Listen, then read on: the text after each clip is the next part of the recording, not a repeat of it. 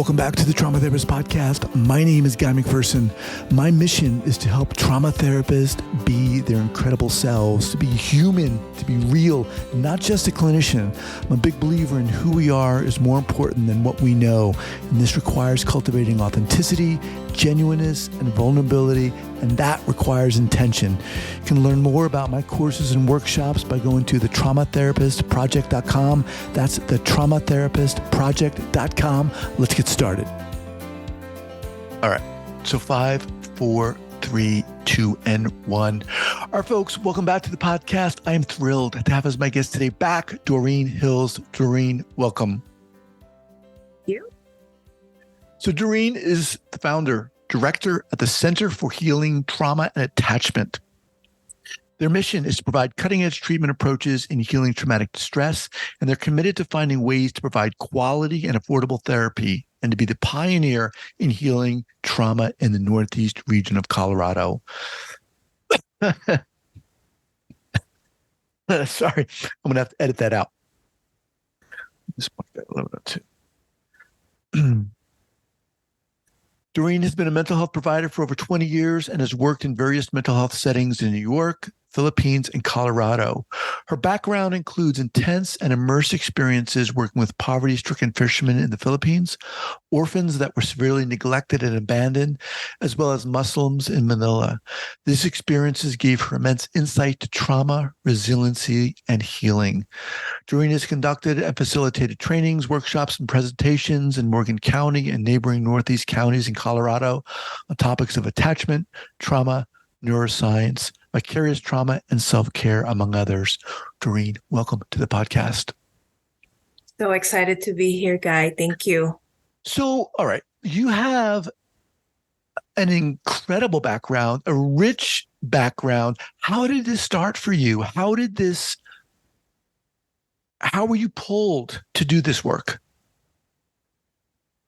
I think in the previous podcast we had, I shared that my history of being in the Philippines, the challenges that I've experienced growing up, as well as, the difficulties, the environmental stress, the difficulties that our people experience, poverty, violence, that it's a third world country, gave me so much insight and also a lot of reflection on in terms of what career I would like to, I would like to carry, I would like to proceed on.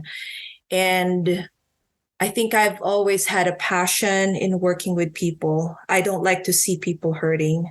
I don't like little kids, cry, seeing them crying, like half naked kids crying on the streets with no sandals, and it broke my heart. And I've seen that growing up, and I've experienced and witnessed that, and that was my, really became my motto. It became my vision and mission in life growing up. I was just I was a young kid, and I said I wanted to help, and making help very accessible to people. I did not get a chance to do it there. And I feel, there's that sense of emptiness and hole in me that, I did my internship there and then moved to the United States. And I feel like there's that sense of abandonment, like I did not get to do it in the Philippines, but I was able to do it here. And that's when I decided to develop the trauma center here in Northeast. And the purpose of that is, twofolds here. One is to help those that are underserved and giving them the best and, the most appropriate way of helping, heal trauma, and also making it accessible. Because I would like people to access mental health just like they access physical health or physical health resources. It should not be different. And that's when the trauma Center for Healing Trauma and Attachment bloomed. Really, I've interviewed a lot of people. Like 6 months, I interviewed community residents, professionals, and asked them, what do you guys think of having a trauma center here in Northeast? Wow. Everybody, I did not hear anyone opposing me. Everyone said, yes, we need this so bad. So before you started, you did that. Yes. Wow. Yeah, I could have started, right? I could have just started like, hey, but I think having the feedback from the community members is so important for me.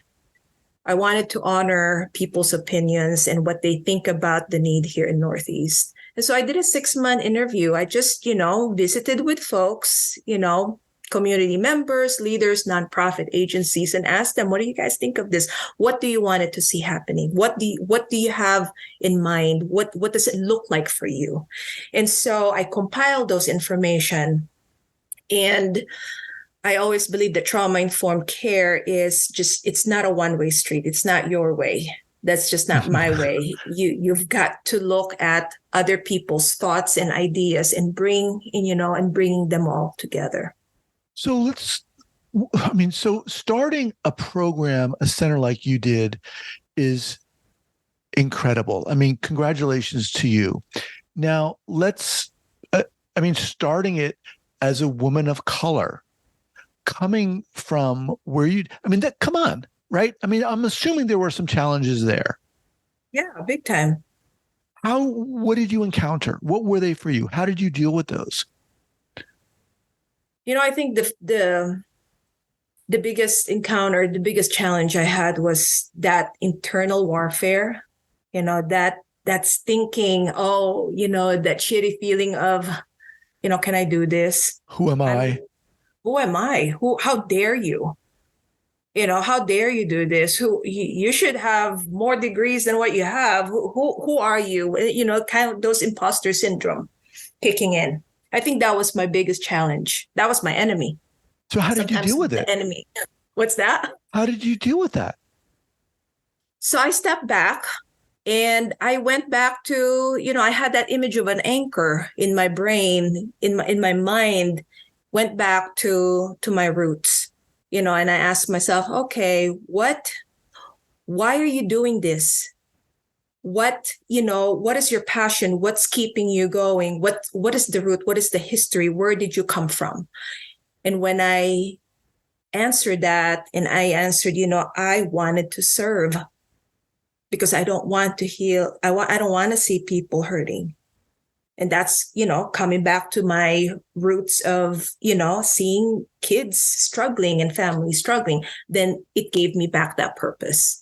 And all those, those insecurities that I had in mind, I mean, they keep on poking and prodding, but the next thing I said, no, I will do this. It doesn't matter if I'm a person of color. It doesn't matter if maybe sometimes my English is broken or, somebody has to tell me, I have to ask somebody to repeat themselves to me, or I fail. I have my anchor there. My anchor is I want to help people, and I think I can do it. That is so friggin' inspiring. Did you have people who inspired you? Did you have heroes you were looking up to, if even they were people in books or whatever? I read this book by Salvador Minuchin. I've watched him. He went to Denver one time. I was a new clinician. That was in 2006. I came from New York to Colorado, just kind of like settling in here. And I watch him. And I think what really made me feel sync with this therapist who's been a pioneer of family therapy, structural family therapy, is his groundwork, his humility of actually sitting with the family. And I'm talking about when I said sitting, is immersing himself in that family dynamic and understanding them and being with them, not just somebody typing their diagnosis and all that. Mm-hmm. I remember I read his book about structural family, and at the end of the book, he's given so much rich information, but at the end of the book, he says, "Okay, I would like you to." It's kind of like this is the message that I got from it. Close this book. Remember what you learned, but be who you are. Don't forget who you are. And when I read that, I said, holy cow, it's so important to always come back to who you are as an individual, no matter what. You may know some of these techniques, these strategies, but it goes back to you as an individual, you as that unique person. And I think I use that as my guide when I'm in doubt, because I think, entering the world of nonprofit is a different beast. I'm a clinician by trade. I did not know how to run a nonprofit agency, let alone, understanding the 501c3, all that stuff. So how did you learn that? What did you do? I did?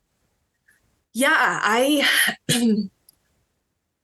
I reach out again. I remember having Minuchin, because he's my hero. He's my mentor. He doesn't even know that, but his voice, just I remember just that magnet in him. But I also, besides that, I also connect with nonprofit folks here in our area. And I actually asked them, okay, this is my vision. This is what I wanted to see to help people that experience trauma, but I don't know how to run a nonprofit agency. Help. And that's it. And I think there is that I have to open something in me that whatever they say, I need to be willing to hear them, not only hear, but listen to what they say. Because I don't know much about this. I know my vision. I know what I want, but the intricacies of understanding nonprofit, the grant writing, all that, that's all new to me. And so I open my ears and my heart to understanding what they tell me. All right, let's just pause here for a second to thank our sponsors. All right, we are back. Yeah, I mean, it sounds so easy, but we all know that it's very, very challenging and it's very hard. I mean, to move into the space of creating your own center, creating a nonprofit. We hear about these things, but it's so challenging, and you did it. You're doing it, and you're an inspiration to so many new. I remember when I was in graduate school, right out of graduate school. Actually, I was doing a lot of commuting. You were the kind of person I was listening to, and I mean, you're like doing it. That's so inspiring. So, what are you doing now in your center? What kind of trainings are you offering? What kind of workshops? What is the goal there? Mm-hmm. So I learned to wear many hats. I love to do clinical work. So I'm still doing, clinical work. That's part of who I am. Nobody will take that away from me. But I also do workshops, trainings, just to kind of, break the cycle or just shake it up a little bit. I do that. And I also do grant writing, administrative work, which is another whole agenda or whole arena of leadership, leadership stuff with working with your staff. So I'm doing a lot.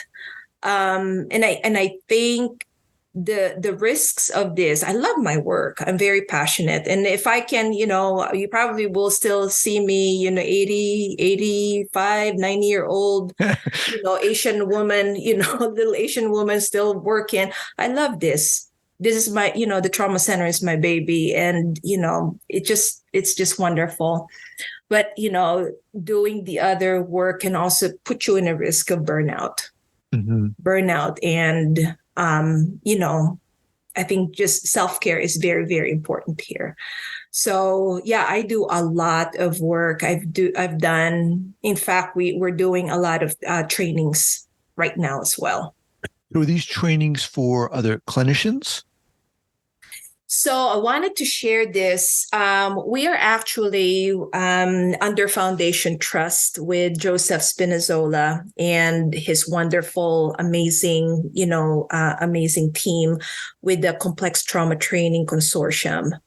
It was really a blessing and such an honor to be invited to be a trainer. We have the trainer training program there. Joseph invited me to be part of this program, and Wow. we're going through the whole, the different modules of complex trauma. So innovative trainings that we share with providers, teachers, with the community, so they understand it.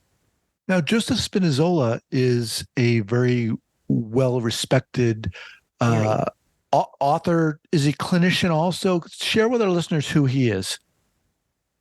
So Dr. Joseph Spinazzola, he is also a mentor and somebody that I admire highly. He is the founder of the Foundation Trust, and he developed this really amazing, program with it's called the Complex Trauma Training Consortium that it is an expansion of helping clinicians to be trainers, to be master trainers of complex trauma, to share it with the people, with communities. And we are the Colorado hub. And so it is really an amazing opportunity to be part of this very intensive program. That is incredible. So people listening to this are therapists of all kinds, coaches of all kinds, survivors of all kinds. Who do you want to know about your trainings and workshops? I mean, are these trainings and workshops online? Are they in person? Both? How do they work? So it really depends. We just completed 2 trainings. It's actually a free training, and we did it free webinar. The first one is complex trauma and domains of impact. And that was, we offered that free webinar under free webinar. And then the second one was complex trauma, screening and assessment. So that was free webinar. We're going to have something coming up, which is in person, and we're hoping to reach to, most part of Northeast Colorado. And this is on Complex Trauma 101. So, we let people know how, what we use. Sometimes we do it under webinar, and sometimes we do it under in person. So this is a good opportunity in this podcast to share that. Yeah. We'll have all this linked up here at the show notes page at the traumatherapistpodcast.com. So why is it important for you to be, I mean, you're a leader. Why is it important for you to be a leader, and specifically for young clinicians of color? We always just think, I think, I don't know, maybe I'm wrong, but I think when we become, that full-blown, full-time clinicians, we think that we're just only, constrained or limited in doing that. I think what I've learned over the years and, developing this trauma center is we do have that sense of advocacy and also leadership in us. I think it is so important to show that to new clinicians, especially, clinicians that are, I'm a person of color. Oftentimes we can be overachievers And it's because we're passionate. I mean, I am passionate in what I'm doing, but also wanting to just do things right. But then you're struggling with insecurities. And I think it is important to have that leadership, that leadership mentoring as well. Be taught by people that are supportive of you to run these programs, to be able to, to have someone to visit with when you're having those insecurity moments. I think therapy has a lot of leadership into it. In fact, we can be really amazing leaders. Why? Because we already have the characteristic of, that unconditional positive regard, that listening, we master that really. We may not realize that, but we master that. And that those are some things, assertiveness, those are powerful leadership characters. And so, asking ourselves, how do we promote that? How do we let it come out of us is very important. That's very important. And what would you say to the people listening who would say to themselves, Doreen, that's great. I can't do what you do. I don't have that strength in me. I always believe that there's always, instead of saying the can't, we can. And I know it sounds easy, but it doesn't have to be complicated. Things don't have to be complicated. In fact, simplicity is better than, simplicity is achievable. And I just tell people, just be patient, because we're all, we all grow in so many ways. I was in my 20s before. Those are just dreams. And now what it is, it's happening now. So it's just that patience, you just got to be patient with yourself. You got to be kind to yourself.